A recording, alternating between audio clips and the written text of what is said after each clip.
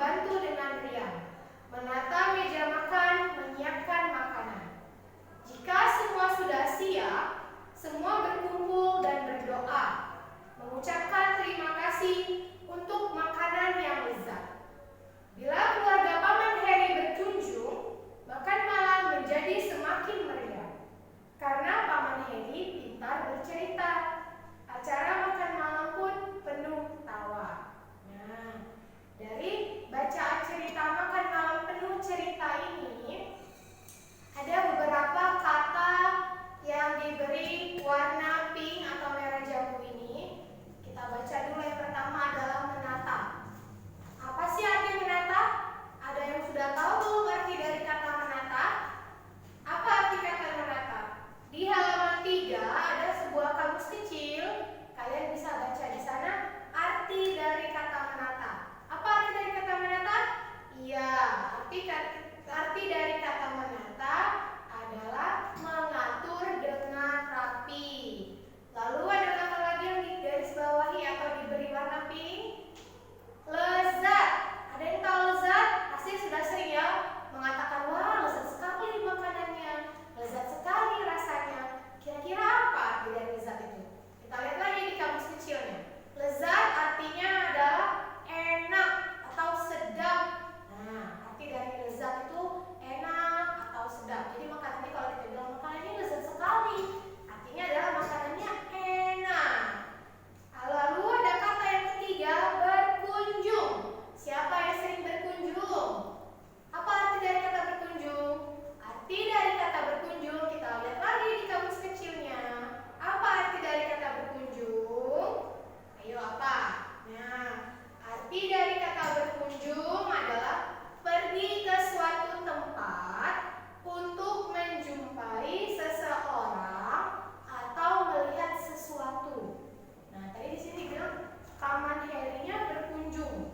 Berarti dia pergi ke suatu tempat, yaitu berkunjung ke rumah Doni dan Nesia. Berarti pergi ke suatu tempat melihat rumah Doni dan Nesia. Jadi dari bacaan makan malam penuh cerita ini kita mendapatkan 3 kata baru dengan arti yang baru juga.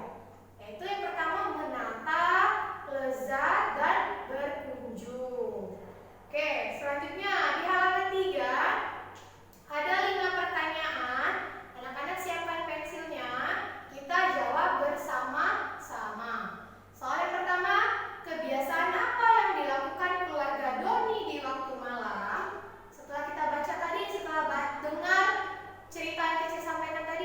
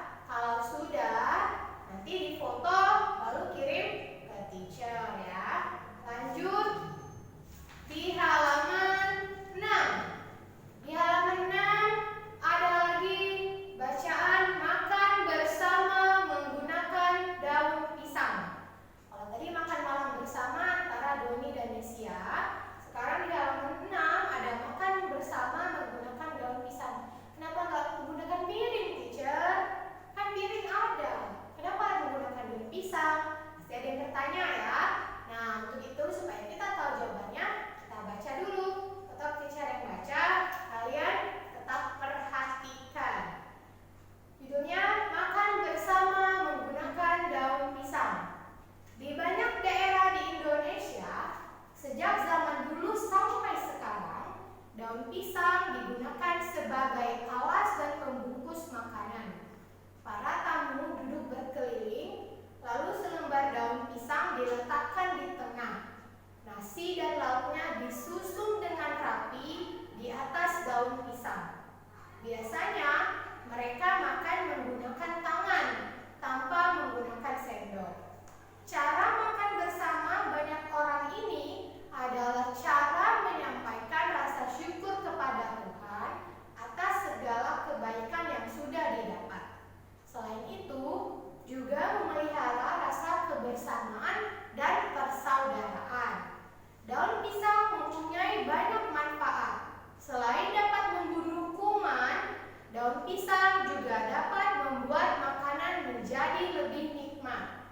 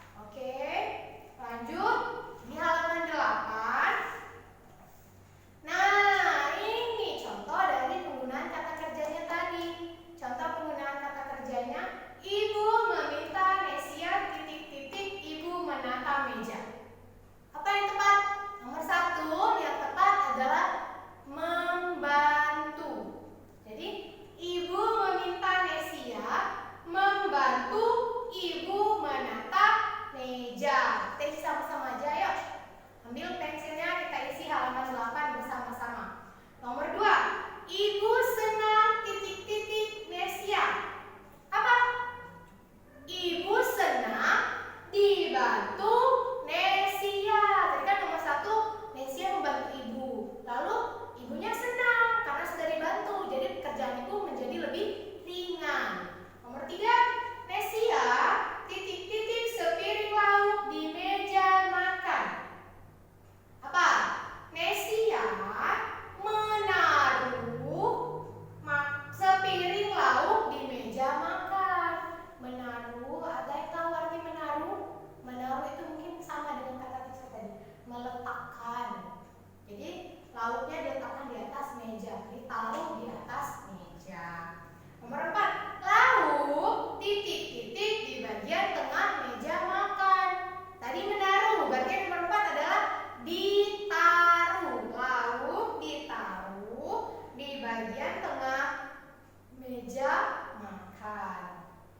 Kalian ikutin teacher ya, isi sama-sama, kita isi sama-sama. Yang terakhir nomor 5, apa yang titik-titik Doni dan Nesia saat makan malam sudah siap? Apa? Tadi sudah di halaman pertama.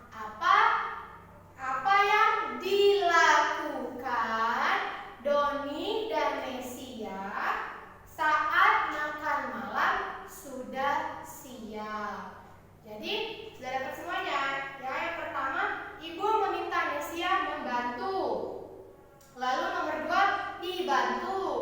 Nomor 4 menaruh. Nomor 3 menaruh. Nomor 4 ditaruh. Dan nomor 5 dilakukan. Sudah semua?